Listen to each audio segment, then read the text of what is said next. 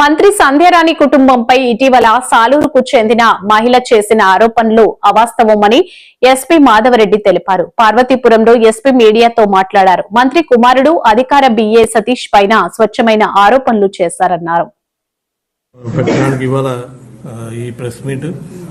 దీంట్లో మనకి ముఖ్యంగా ఈ ఏవైతే చార్ట్స్ చూపిస్తూ అలిగేషన్స్ చేశారో ఈ చార్ట్స్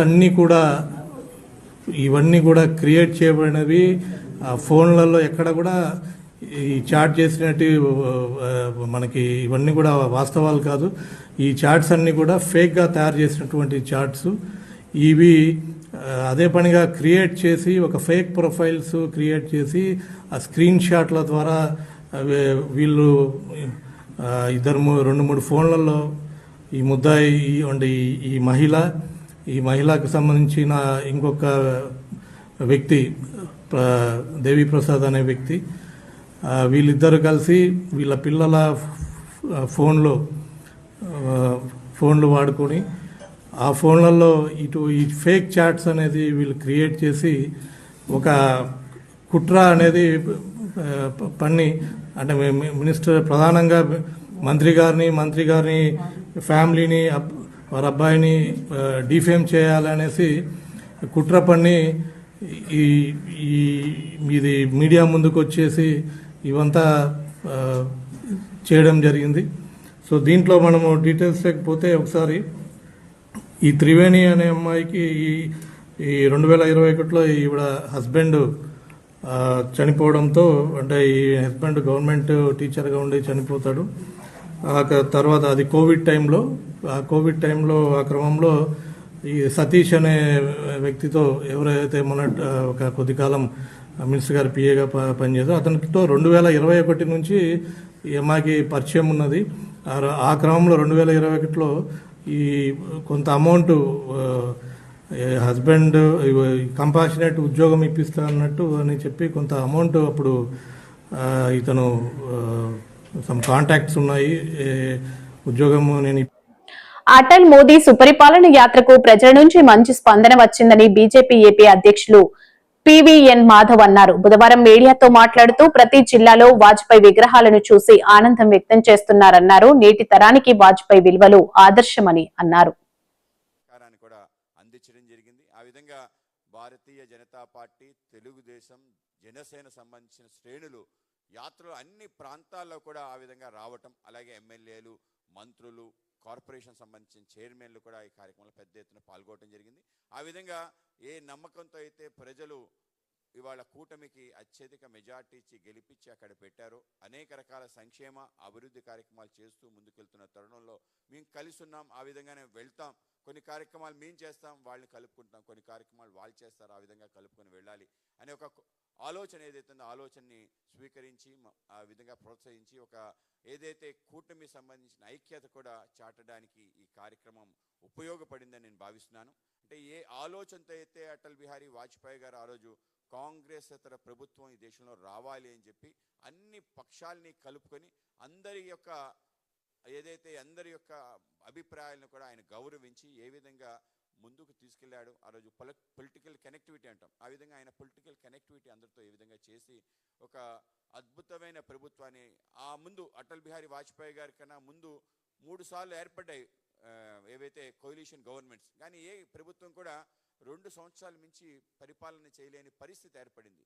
ఎందుకు ఏర్పడింది అంటే అంతర్గతంగా ఉండే విభేదాలు, అలాగే స్వార్థం ఎప్పుడైతే పెరుగుతుందో, అలాగే కాంగ్రెస్ కుటిల నీతి వాళ్ళ మధ్యన విభజించు పాలించు అనే ఒక పద్దాన వాళ్ళకి అనేక రకాల తాయిలాలు ఇచ్చి విడగొట్టే ఒక సంస్కృతి ఏదైతే బ్రిటిష్ నుంచి అలవర్చుకున్న కాంగ్రెస్ ఆ విధంగా చేసే కారణంగా దానికన్నా 3 సార్లు ప్రయోగాలు జరిగాయి. మొదటిసారి మొరార్జీ దేశాయ్ గారి ఆధ్వర్యంలో జనతా పార్టీ, కానీ దాన్ని కూల్చి ఆ రోజు చరణ్ సింగ్ గారిని ప్రధానమంత్రి చేయటం, దాని తర్వాత విపి సింగ్ గారి ప్రభుత్వం ఏర్పడింది, దాన్ని కూడా కూల్చి చంద్రశేఖర్ గారి ఆయన ఆధ్వర్యంలో ఆయన ప్రధానమంత్రిగా ప్రభుత్వం రావటం, దాని తర్వాత ఐకే గుజరాల్ నేతృత్వంలో కూడా రావటం జరిగింది. దాన్ని కూడా ఆ విధంగానే అది కూడా 3-4 మారింది. కనుక కోalition ఈ దేశంలో లేదు, కాంగ్రెస్ తప్ప ఇంకో ప్రత్యామ్నాయం లేదని బలంగా అందరి మొదల్లో నాటుకున్న సమయంలో అటల్జీ ఒక గొప్ప ప్రయత్నం చేశారు. 98లో రావటం జరిగింది. అప్పుడు ఎవరు వెళ్ళిపోలేదు, కానీ అవిశ్వాస తీర్మానంలో ఆ సంఖ్య లేని కారణంగా ఒక్క ఓటుతో ఓడిపోవటం.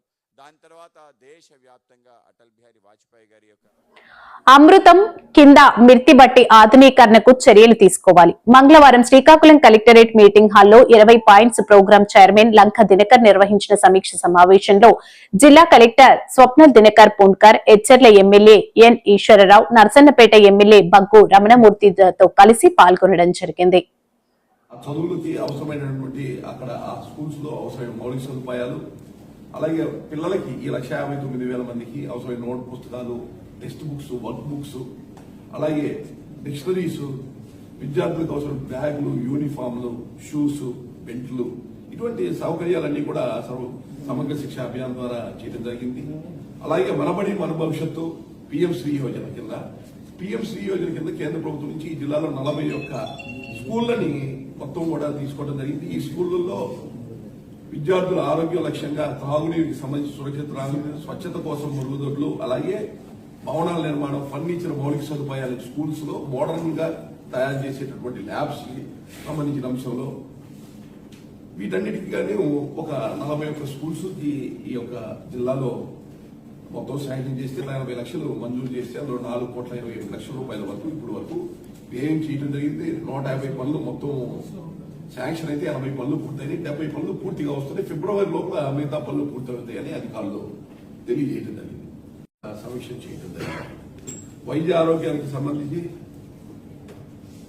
పిఎం మాతృవందన యోజన ఏదైతే పిల్లలు బీపీఎల్ ఫ్యామిలీస్ లో పుట్టారో మొదటి కాన్పుకి 5,000, రెండో కాన్పుకి మహిళా శిశువు అయితే 6,000 రూపాయలు, అలాగే జనని సురక్షణ యోజన, జనని శిశు సంరక్షణ కార్యక్రమం ఎవరైతే గర్భిణీ స్త్రీలు ఎవరైతే పిల్లల్ని డెలివరీ చేస్తారో వారి అవసరాలకు వాడుకునేదానికి అవసరమైనటువంటి రాష్ట్రీయ కిషోర్ స్వస్థ కార్యక్రమం, అంటే పుట్టినటువంటి పిల్లలు 19 సంవత్సరాల వయసు వరకు వాళ్ళని స్క్రీనింగ్ చేసి వాళ్ళకి అవసరమైనటువంటి ఆరోగ్యపరమైనటువంటి అంశాల్లో కావాల్సినటువంటి సహాయ సహకారం చేయడం.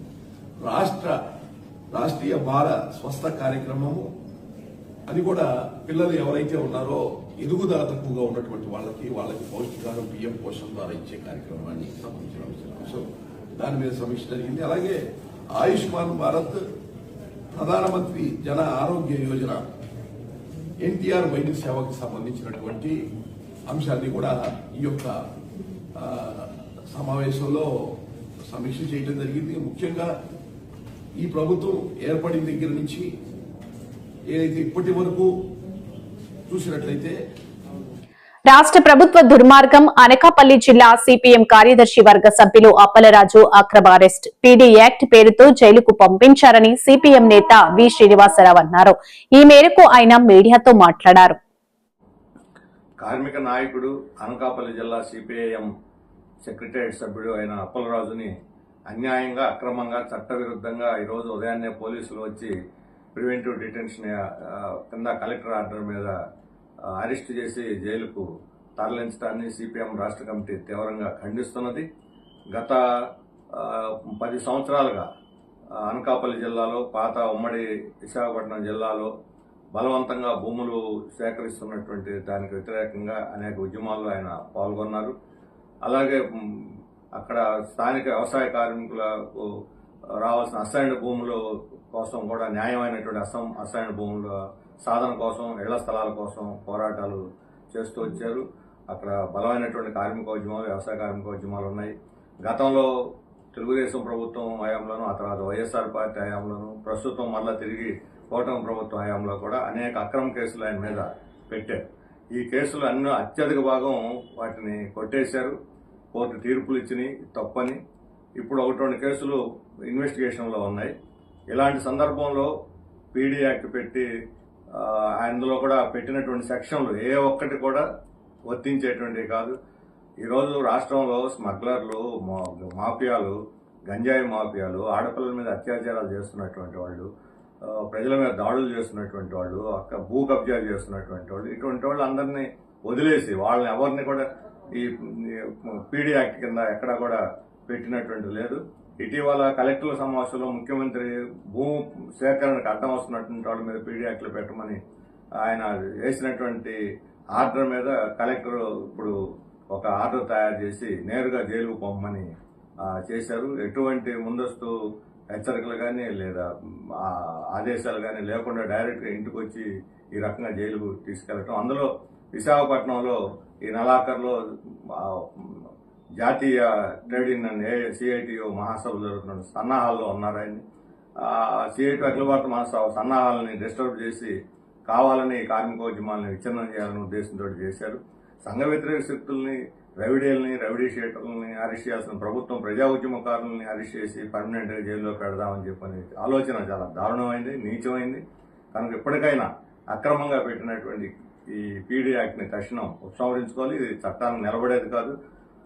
ఉద్దేశపూర్వకంగా కార్పొరేట్లకి బలవంతంగా రైతుల భూములు అప్పచెప్పడానికి, ముఖ్యంగా రాజయ్యపేటలో bulk drug factory. Visakha Gajuwaka Kaniti రోడ్డులో 66వ వార్డు మార్కెట్ లో టీడీపీ 2 వర్గాల మధ్య నలిగిపోతున్న దుకాణదారులు, చికెన్ అమ్ముకుంటున్న వికలాంగులారు, మహిళా దుకాణంపై జీవీఎంసీకి ఫిర్యాదు చేసి కూల్చేసిన దుండగులు, 30 ఏళ్ల నుంచి మాంసం విక్రయిస్తూ జీవనం సాగిస్తున్న కుటుంబం.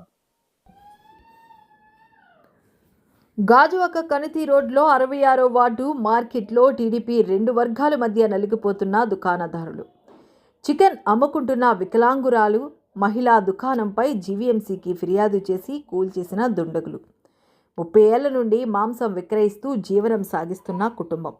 వికలాంగు మహిళపై దురుసుగా ప్రవర్తించి జీవీఎంసీ సిబ్బంది తన దుకాణం తొలగించారు అని ఆరోపణ. తనకి న్యాయం చేయాలని వికలాంగుల మహిళ ఆవేదన. రోడ్డుపై ఉన్న అన్ని దుకాణాలు వదిలి తనపై కొందరు కక్షపూరితిగా వ్యవహరిస్తున్నారని మీడియా ఎదుట వాపోయిన మహిళ.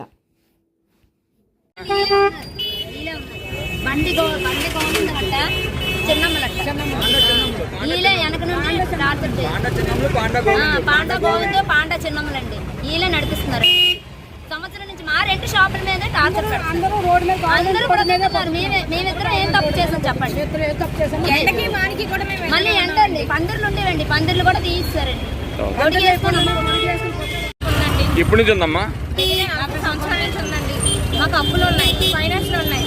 సడన్ గా వచ్చి దౌర్జన్యంగా షాప్ ఎవరు తీసారమ్మా షాపు? సచివాలయంలో ప్లానింగ్ ఆఫీసర్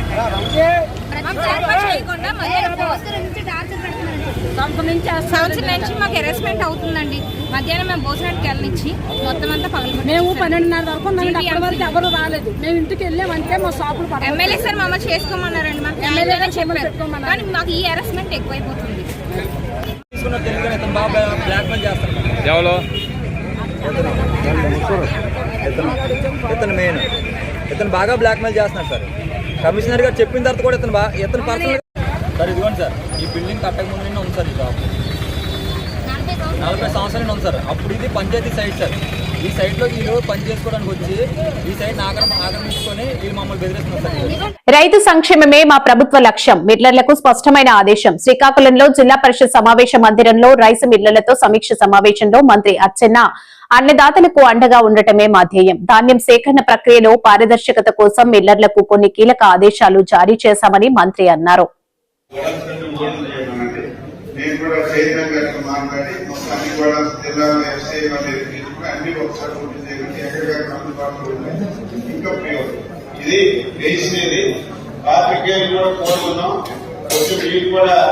రియాలిటీ ఉంటే ఇంకా బాగుంటుంది.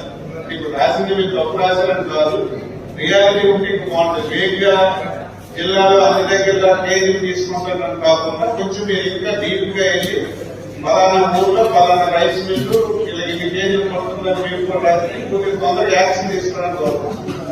రైతులు కూడా ఏదో వేగ్గా జిల్లాలో జరుగుతున్నట్టు దాన్ని అర్థం లేకుండా మీరు ఏ రైస్ మిల్కి వెళ్ళేటప్పుడు ఏ రైస్ మిల్ వాడు ఎక్కువ కేజీలు పట్టుకుంటున్నాడు మీరు చెప్తే దాని మీద మీరు ఒకసారి ఎంక్వైరీ చేసి యాక్షన్ చేయడానికి అవుతుంది. ఇది కూడా సహకరించమని చెప్పుకోతున్నాం. ఎవరైనా ఎక్స్వై ఫలానా రైస్ మిల్ ఫలానా మండలం ఫలానా ఊళ్ళో ఈ రైస్ మిల్ దగ్గరికి మేము వెళ్ళాం, ఈ 4 కేజీలు 3 కేజీలు కొట్టడానికి మీరు సంబంధిత ఆర్టీఓ మీరు టోల్ ఫ్రీ నెంబర్ లో ఫోన్ చేసి ఇమీడియట్ గా ఆర్టీఓ వచ్చి ఎంక్వైరీ చేసి తప్పకుండా సీరియస్ యాక్షన్ తీసుకుంటాం. అది కూడా ఈ రోజు నుంచి అది కూడా అమలు అవుతుంది. ఆ టోల్ ఫ్రీ నెంబర్ కూడా తీసుకుని వెళ్ళండి, వెళ్ళి అది కూడా పూర్తి చేయండి అంటున్నాను. మీడియాలో వచ్చింది కూడా మనం ఇగ్నోర్ చేయడానికి లేదు, అది కూడా తీసుకోవడం ఒకటి ఉంటే మనం అది కూడా పూర్తి చేయాలి. చూసిన తర్వాత ఇదే పద్ధతిగానే మళ్ళీ జరిగితే మన జిల్లాలో దానికి బయటికి చెప్పారు. మా ఇండస్ట్రీ పోయిందండి, మా మిల్లులు ఆడదంటే నా పరిస్థితి లేదు. ఫస్ట్ ప్రయారిటీ నాకు రైతు. అలాగని చెప్పి మీకు ఇబ్బంది పెట్టకూడదని నేను ఇన్ని రోజులు కూడా ఇండస్ట్రీ బాగుపడాలని చాలా మంది ఎన్నికలు కూడా ఆధారపడి ఉన్నారని చెప్తుంటే ఇక రైతుల నుంచి నాకు ఎందుకంటే ఇంత డబ్బు ఖర్చు పెట్టిన తర్వాత రైతులు మనకి హ్యాపీగా ఉండాలి. డబ్బులు ఉండి కాదు, గవర్నమెంట్ ఆఫ్ ఇండియా డబ్బులు ఇవ్వడం లేదు. స్టేట్ గవర్నమెంట్ తీసుకుని లేకపోతే మీరు మార్క్స్ పెట్టిన దీని 12,000 కోట్లు డబ్బు తీసుకుని ఇచ్చి ఇప్పుడు దానికి కొంటున్నారు. ఇంత డబ్బులు ఇచ్చి కొంటున్నప్పుడు కూడా ఇప్పుడు గవర్నమెంట్ చట్ట వ్యవస్థ అంగీకరించింది లేదు. ఎవరు ఎన్ని చెప్పినా సరే 2-3 విషయాలు. ఒకటి, దాన్ని ఎక్కువగా చెప్తున్నట్టుగా ఇది అందరూ మౌత్ టాక్ వచ్చింది, వాస్తవం కాదనే తర్వాత ఎన్నికల్లో ఇచ్చిన ఏ ఒక్క హామీ కూడా నిలబెట్టుకోకుండా అన్నింటా విఫలమై అన్ని వర్గాలను వంచిన చంద్రబాబు ప్రభుత్వం రాష్ట్రంలో ఇల్లీగల్ చూదాన్ని లీగల్ చేస్తుందని మాజీ హోంమంత్రి తానేటి వనిత మండిపడ్డారు. కూటమి ప్రభుత్వ అండదండలతో విచ్చలవిడిగా పేకాట క్లబ్లు వెలుస్తున్నాయని ఆమె తెలిపారు. పేకాట ప్రభుత్వం అని ప్రజలకు అర్థం కావట్లేదు. ఈ రోజున ప్రజల జీవితాలను నాశనం చేసే విధంగా టీడీపీ నాయకులే, మంత్రులే, ఎమ్మెల్యేలే తమ సొంత స్థావరాల్లో, సొంత నియోజకవర్గాల్లో పేకాట క్లబ్బులు, క్యాసినోలు నిర్వహించడం అనేది చాలా దారుణంగా ఉంది. గడిచిన 5 ఏళ్లలో ఎప్పుడూ లేని విధంగా ఈ రోజున రాష్ట్రంలో పేకాట, జూదాన్ని పోషిస్తున్నారు ఈ టీడీపీ నాయకులు. చంద్రబాబు నాయుడు గారు ఎన్నికల సమయంలో సంపద సృష్టిస్తామని చెప్పి చాలాసార్లు చాలా చోట్ల మాట్లాడడం జరిగింది. ఆయన 40 years ఇండస్ట్రీ గనక, 14 సంవత్సరాలు సీఎంగా పనిచేశారు గనక ఏదో ప్రజలందరూ కూడా ఆయన నమ్మి ఆ రోజున ఓట్లేసి అధికారాన్ని అప్పచెప్తే ఈ రోజున ఆయన సొంత టీడీపీ మంత్రులకి, ఎమ్మెల్యేలకి సొంతంగా సంపద సృష్టించడానికి ఈ పేకాట క్లబ్లు, క్యాసినోలు, జోదం పేరిట వాళ్ళకి సపోర్ట్ గా ఉండడం జరుగుతుంది. అంటే ఈ రోజున ఈ రాష్ట్ర చరిత్రలో ఎప్పుడూ లేని విధంగా బరి తెగించి బోర్డులు పెట్టి పబ్లిక్ గా ఈ పేకాట ఆడడం అనేది చాలా దారుణం. అంటే ఇల్లీగల్ వాటిని లీగల్ చేసేస్తున్నారు వీళ్ళు ఈ కూటమి ప్రభుత్వంలో. ఎన్ని కుటుంబాలు చితికిపోతున్నా, ఎన్ని కుటుంబాలు రోడ్డున పడినా ఈ ప్రభుత్వానికి చీమ కుట్టినట్టు కూడా లేదు. ఇలాంటి పరిస్థితిలో ఇక్కడ మనకి నియరెస్ట్ గా ఉన్న నూజివీడులో అంటే ఒక మంత్రి పార్థసారథి గారు నియోజకవర్గంలో ఏకంగా ఈ పేకాట క్లబ్లను నిర్వహించడం అనేది చాలా దారుణం. ఆగిరిపల్లిలో మొన్న మీ అందరికీ తెలుసు, మీడియా ద్వారా కూడా మీడియా మిత్రులందరికీ తెలుసు, ప్రజలందరికీ తెలుసు ఏ విధంగా అక్కడ ఈ పేకాట క్లబ్లు నిర్వహిస్తున్నారంటే రిక్రియేషన్ క్లబ్ అని చెప్పి పెట్టి వాళ్ళు ఈ ఆగిరిపల్లిలో ఈ వాహనాలు చూడండి, ఇవన్నీ కూడా ఎక్కడి నుండి వచ్చిన వాహనాలు అనుకుంటున్నారు? పక్క రాష్ట్రాల నుండి వచ్చిన వాహనాలు, తెలంగాణ నుండి. ఒక్కొక్క ఈ భవనం చూడండి, ఈ ఒక భవనంలో ఆడాలంటే 1,00,000 రూపాయలు ముందు కట్టాలి. అలాంటి అంటే